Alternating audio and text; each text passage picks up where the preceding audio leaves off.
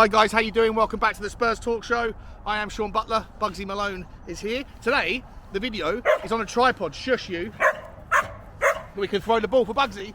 Distribution of Hugo Lloris.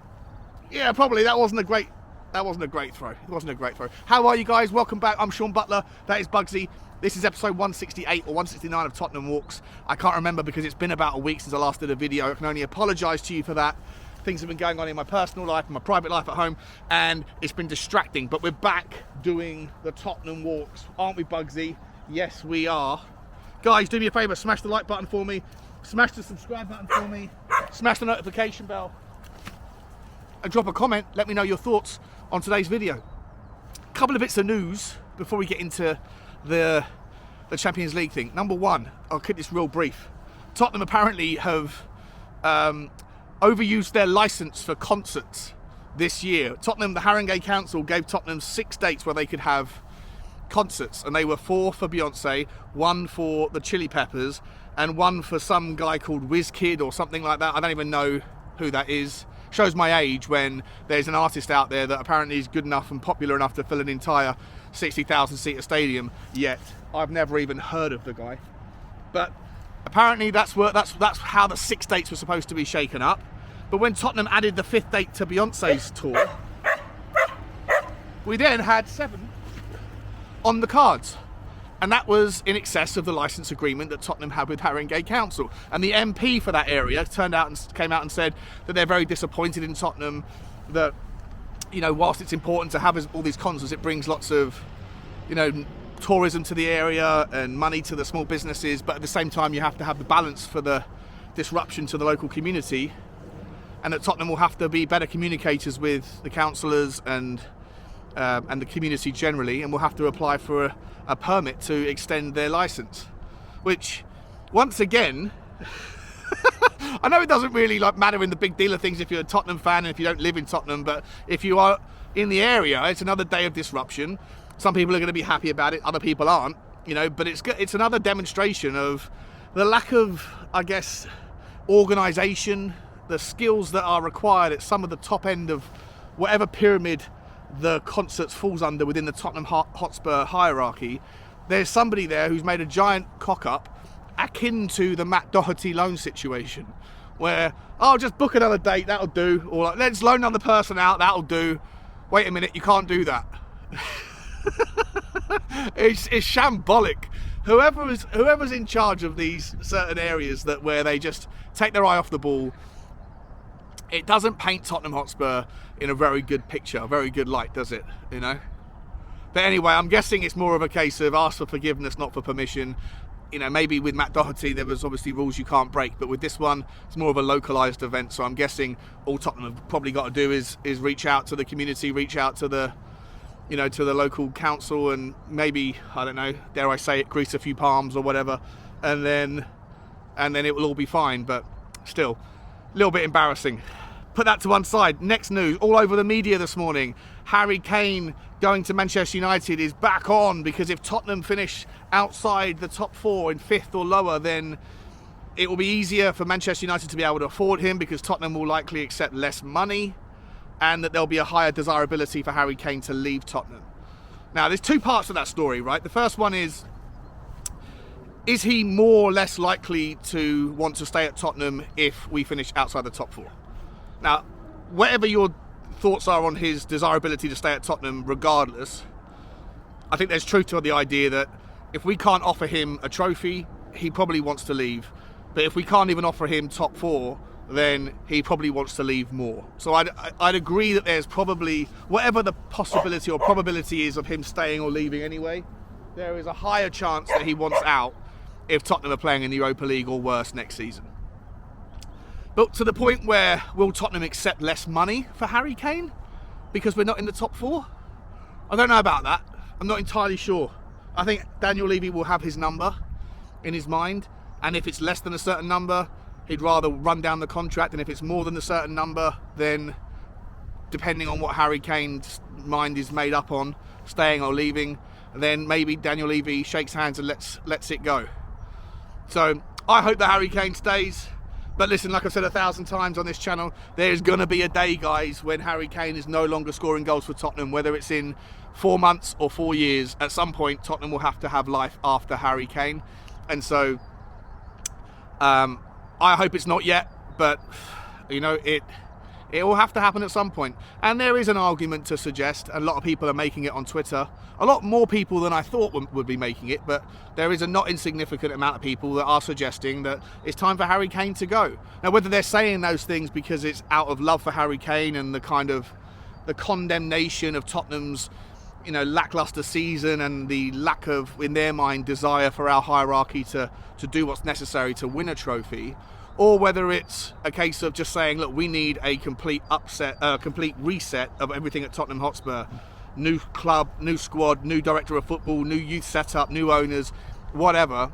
In any event, whichever one of those two arguments is the basis of their opinion, there is a not insignificant amount of people that are asking or telling Daniel Levy or telling the world that they think that Harry Kane should depart Tottenham Hotspur. A lot of people also think the same about Heung-min Son. Let me ask you guys, what's your stance on Harry Kane? Do you want him to stay at all costs? Do you think he should leave? Do you want him to leave because it's out of loyalty and love for him and knowing that, you know, his legacy is not going to be complete absent a trophy and that's not going to happen at Tottenham? Or do you want him to leave because you just think that it's time for everything to be nuked and reset, and, you know, you can't really do a full rebuild if you're still going to be dependent on one guy, and that is what we're going to be if we have Harry Kane in the team next season under whichever manager and whichever owner and whichever director of football happens to be in charge of the club. Let me know your thoughts. Me personally, I want him to stay, but I'm also cognizant of the fact that, as I say, there'll be a time when he's not, and if he goes, he goes. As I've said 100 times, like, long after all these people have left and done their last jobs for Tottenham, I'll still be a Tottenham fan as long as I'm breathing. So if they all go, if Conte goes, if Kane goes, if Daniel Levy goes, whatever, thank you next. Appreciate everything you've done for us. You know, disappointed in the things that you didn't do for us, but for everything you have done and for your contribution, thank you for your part in the story. But we move on, like everything else in life. Lastly, guys, that's the only two bits of news that I saw this morning. Lastly, about the Champions League. Look, I haven't spoken to you guys about anything to do with Tottenham on this channel since before the Sheffield United game, I think was the last time I spoke to you guys. So a long time ago, and obviously since then, we got dumped out of the FA Cup, which was heartbreaking for so many people because, you know, that was the best opportunity to lift the trophy, and we just didn't turn up, you know, and there was the arguments after the fact between the fans of, you know, was it right to rest players? Was it who was at fault? Was it Conte? Was it Stellini? Was it the players? Was it Daniel Levy for allowing these players to be there? Usual kind of, you know, back and forth, repetitive conversations. Whenever something goes wrong, everyone suddenly jumps back into their trench and defends it with honour. And then when everything goes right, everyone goes quiet for 5 minutes. Same old thing. But we moved on from that, and then, you know, we didn't see the same sort of performance. We saw a far better performance against Wolves, but ultimately the same outcome. No goals scored and more goals conceded than were scored, and ultimately the loss of the game, loss of the result, and the heads dropped again. For me personally, against Wolves, I thought we played fairly well. I thought we had loads of chances to score. I thought on another day the game could have gone either way. Tottenham, I don't think, deserved to lose, but one team took their chances, the other one didn't. And, you know, such is football, such is life. So we go again, and we've got Wolves out of the way. Now we've got to focus tomorrow on AC Milan. And look, another tough, really tough game. AC Milan seem to be back to something like their best form. We've got Antonio Conte back in the dugout. And look, we can talk about this on tomorrow morning show, the specifics of it, because I want to keep this video short. But for me personally, I think obviously we have to go for it. We need to score 2 goals to at least to qualify by right. And AC Milan will be under no obligation or no necessity or requirement to come out of the traps firing. It's going to be interesting. I don't know if Tottenham can find that whole, you know, that kind of thesis, that kind of ethos that we worked to earlier on in the season, where we were second half FC, but it took us to go down in the game to suddenly take the shackles off and go for the team. Well, I wonder if we can, like, I'm not even sure we have to convince ourselves, because we are down in the game, in the tie, we're down. If we go down 1-0 in this one, and we're 2-0 down on aggregate, then I think it's game over, game, set and match. So I want Antonio Conte and Stellini and whoever else, Ryan Mason, whoever's in charge of getting that message across, to remind people that we are down, and so take the shackles off immediately from the word go, and we have 90 minutes of football to play against AC Milan, who are beatable, who are not invincible. They're nothing like the AC Milan of old, and we can go at them, and if we can get an early goal, the crowd will be right behind it. And listen, we need this result to go our way for people to have some level of interest in the second half of the season. Because for me, guys, I get this feeling, this impression that people have just dropped interest. They've dropped their heads ever since Sheffield United. I think a lot of people in WhatsApp groups that I'm on, there's never-ending amounts of tickets that are trying to be offered up for the Milan game. People just don't want to go because they can't be bothered to see this version of Tottenham, this most recent version of Tottenham, or the version of Tottenham that we've seen too many times this season, and so they want to offload their tickets. And to me, I find it a little bit odd, because this time last season we were all fully behind a top 4 challenge. We didn't have any interest. We were out of the Conference League, we were out of the Carabao Cup, we were out of the FA Cup, and yet we were still all fully motivated and behind a top 4 race. This time, this season, I know we're on the back of losing out on the FA Cup, but we are still in the Champions League and we're still in the top 4 race.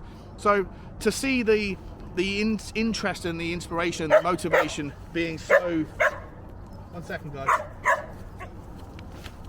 Being so kind of withdrawn. Look, it's a recency bias, I get it. And maybe it's a recognition, a realisation that, unfortunately, until there's kind of wholesale changes at the club, then we're going to go on this rinse-repeat rhythm of, trying to do enough to get to the top 4. If we get top 4, never really kick on. If we don't make changes, spend money to get to top 4, and then don't kick on. That cyclical pattern of inspiration and investment to get to a second tier, but then get no further. And if that's what it is, if that's the realisation, then I understand it, I get it. I do understand it, but I would hope that tomorrow there's going to be enough fans at the stadium that are going to get right behind the team, because who knows what happened in 2018, 2019. Things were looking bleak for us in the Champions League. We managed to get through the group stages by the skin of our teeth, and then we went on that amazing run, and it was a memorable year for so many people. One of the best years in recent memory, if not the best year in recent memory, and who's to say we can't do it again this year? But it all starts with turning up and going for it tomorrow, and I hope that the players can find something inside themselves to turn on the boosters and to get the best out of the team. For me, what team do I want to see? Oh, listen, I think the back 3 has already picked itself because of Eric Dyer's suspension, so I think you're going to see Romero on the right, Longley in the middle, and Davies on the left. That will naturally require us or force us to play Perisic at left wing back, unless people are serious when they suggest Emerson Royal at left wing back, but I just don't think that is a sensible option, because we haven't seen anything like enough of him to know whether he's capable or competent there. I also think that with AC Milan's left-hand side being as strong as it is, and as tall as it is, with Theo Hernandez and Rafael Leao, I just think that Tottenham could be absolutely torn apart aerially if they expose Pedro Porro to that kind of aerial threat. And we've already seen Romero get torn apart by down that side in the first leg. So I think it's important and imperative that we start Emerson Royal on the right-hand side tomorrow. Whether you wanted to play Pedro Porro on the left-hand side, I don't think that's even an option either. So I think that the back 5 kind of picks itself for me. It's Emerson on the right, Perisic on the left, and the back 3, as I've already said it.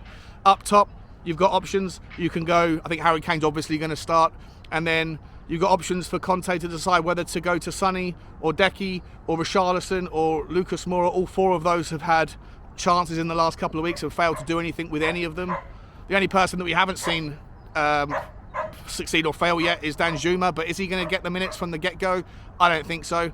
So he's going to pick 2 players that are out of form, and I think he's probably going to go with Sonny and Decky, same team as before, and hope that we can get a better result, or same team as the Wolves thing, and hope we can get a better result. In the middle, I think you're obviously going to see Pierre-Emile Højbjerg once again, but then it's a choice between Skippy and Pape Sarr. I don't mind which one they choose between the 2 of them. I think both of them are capable and competent and have both done enough good work to consider their positions not under threat, but one of them has to play. And for me, I think Ollie Skipp will get the nod. He's been excellent since he's come back in recent weeks, and I'm happy to see him maintain his position. And hopefully, guys, we can keep things flipping and flopping and rotating up front. The dynamism and the unpredictability. If I want to see Sonny play on the right, I wouldn't mind seeing Decky step into the centre. If Richarlison's going to have minutes, then I want to see different variations of that front three throughout the game to keep the back line of Milan guessing, and we'll go from there. Guys, let me know your thoughts. I really hope that we can do it. I really hope that you are up for it. Let me know, though, are you also just a little bit demotivated right now and a little bit forlorn and kind of over it? If that is the case, then I understand, and I'm sorry to hear it. Let me know, guys. Bugsy, shut up! Like, share, subscribe, and as always, take it easy. Bye-bye.